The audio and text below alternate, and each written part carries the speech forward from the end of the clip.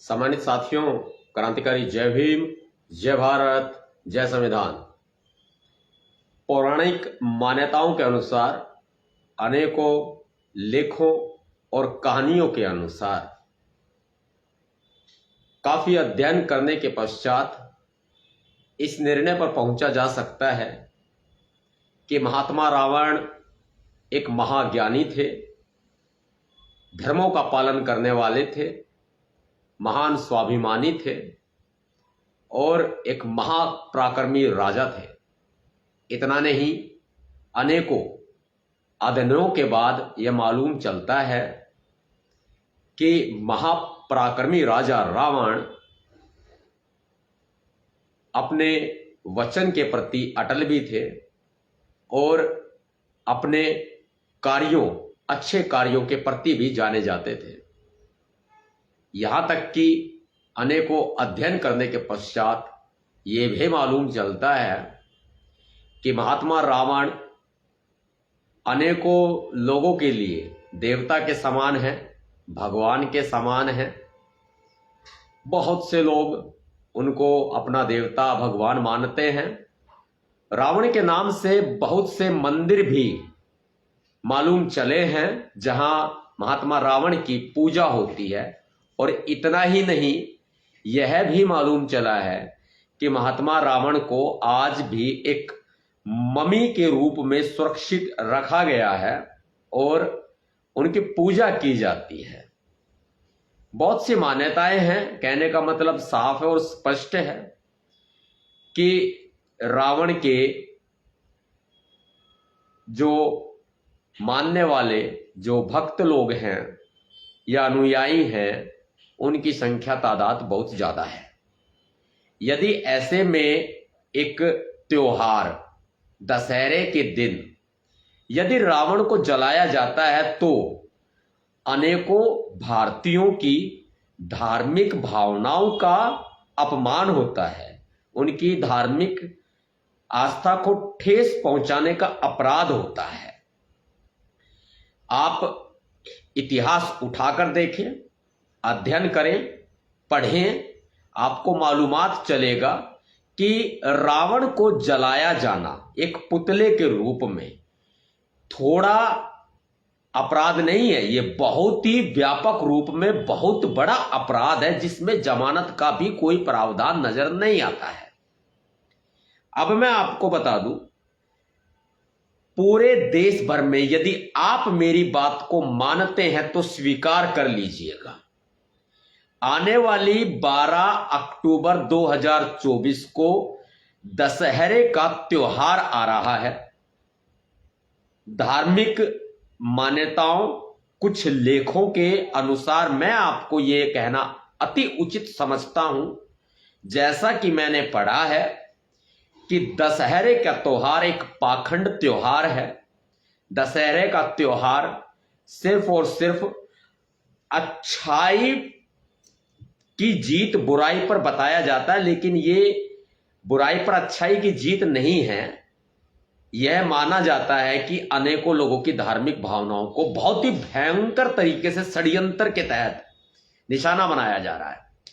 12 अक्टूबर को 2024 को दशहरे का त्योहार आएगा। उस दौरान देश के सभी राज्यों के, सभी जिलों के अनेकों क्षेत्रों में जब रावण का पुतला बनाकर दहन किया जाएगा तो जो आयोजक कमेटी होगी, जो रामलीला मंचन कमेटी होगी या दशहरा दहन कमेटी होगी या कुछ लोगों का झुंड होगा या कुछ लोगों का समूह होगा, वे अपराधी बनाए जा सकते हैं।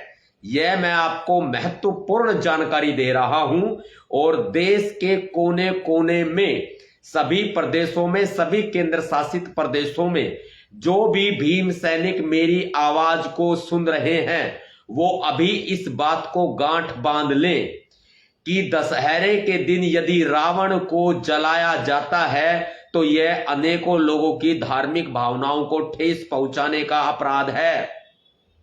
आप इसमें उन दोषी लोगों के खिलाफ एफआईआर दर्ज करवा सकते हैं और करवा सकते ही नहीं, करवा दीजिएगा। यह भीमसेना प्रमुख आपके भैया जी नवाब सतपाल तंवर के दिशा निर्देश, आदेश, प्यार, मोहब्बत, दोस्ती, प्रार्थना, कानूनी जानकारी सब कुछ समझ लीजिए जो आप समझना चाहते हैं।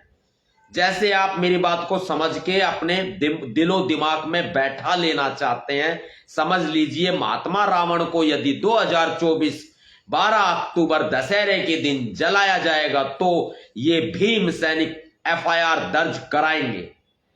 एफआईआर दर्ज कराने के लिए तैयार है। मैं आपको कुछ धाराओं का उल्लेख कर देता हूं जो कि नए कानून में भी वे धाराएं आई हैं।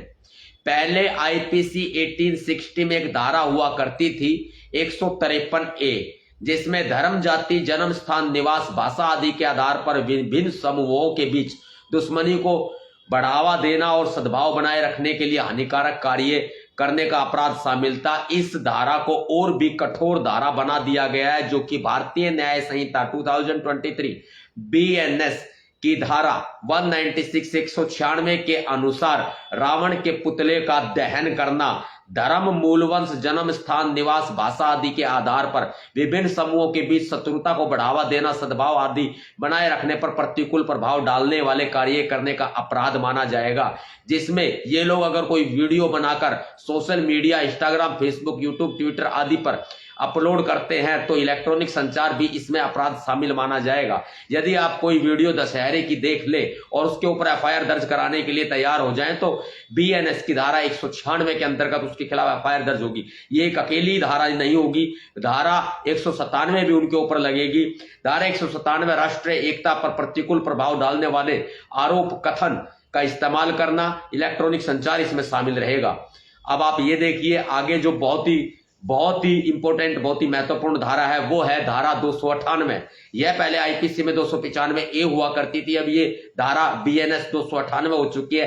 किसी वर्ग, धर्म या धार्मिक विश्वास का अपमान करके उसके धार्मिक भावनाओं को जानबूझकर और दुर्भावनापूर्ण तरीके से ठेस पहुंचाने का अपराध करना, यह बीएनएस धारा 298 में अपराध माना जाएगा। समझ लीजिए यदि रावण जलाया जाता है तो आरोपी 196, 197, 298 बीएनएस की धारा के तहत अपराधी माने जाएंगे। आप मेरी इस बात को नोट कर ले, एफआईआर दर्ज कराने के लिए तैयार हो जाएं। यदि कोई भी मनुवादी व्यक्ति यदि दुर्भावनावश रावण के पुतले का दहन करता है 12 अक्टूबर 2024 को तथा कथित पाखंड रूपी एक त्योहार, जैसा कि लिखा गया है, बताया गया है, दशहरे के दिन यदि रावण पुतले का दहन करता है तो यह अपराध माना जाएगा। आप एफआईआर दर्ज कराएं। कल करे सो आज कर, आज करे सो अब। रावण जलता रहेगा, फिर करोगे कब? यह जरूरी है, यह जरूरी है। अपने हक अधिकारों के लिए आवाज उठा लो भाई। अगली धारा, पहले यह आईपीसी 302 हुआ करती थी तो उसमें अपराध दूसरा होता था, और जो मैं बताने वाला हूं वो बीएनएस धारा 302 है, जो कि पहले धारा 298 हुआ करती थी, अब वह बीएनएस धारा 302 है। किसी व्यक्ति की धार्मिक भावनाओं को ठेस पहुंचाने के जानबूझकर इरादे से शब्द आदि बोलने का अपराध, ये बीएनएस की धारा 302 के अंतर्गत अपराध माना जाएगा। यदि वे लोग कहते हैं कि रावण के खिलाफ टिप्पणी करते हैं कि रावण व्यभिचारी था, रावण गलत था, रावण स्त्री का हरण करता था, रावण को गलत सलत बोलते हैं और वो एक पूजनीय है और उनको गलत बोलते हैं, तो ये बीएनएस की धारा 302 के तहत अपराध माना जाएगा। तैयार हो जाओ भाई। और देखो मेरी बात, मेरी आवाज मेरे तक या आप तक रह गई ना तो गुनाह हो जाएगा। ये गुनाह होगा एक आवाज को दबाने का गुनाह। और आज ये गुनाह आप करना चाहोगे? क्या करना चाहोगे? ये गुनाह कि आप एक आवाज जो आपकी सशक्त आवाज है, मजबूत आवाज है, भीमसेना की आवाज है, नवाब सतपाल तंवर भीमसेना प्रमुख की आवाज है, उसको दबा देना चाहोगे क्या? नहीं ना, नहीं ना। तो सुन रहे हो, अपने तक मत रखो, ज्ञान फैलाओ, ज्ञान फैलाओ। हमें माता सावित्रीबाई फुले जी ने ज्ञान दिया है, ज्ञान फैलाओ, शेयर करो भाई, शेयर सब जगह। अगली धारा 353,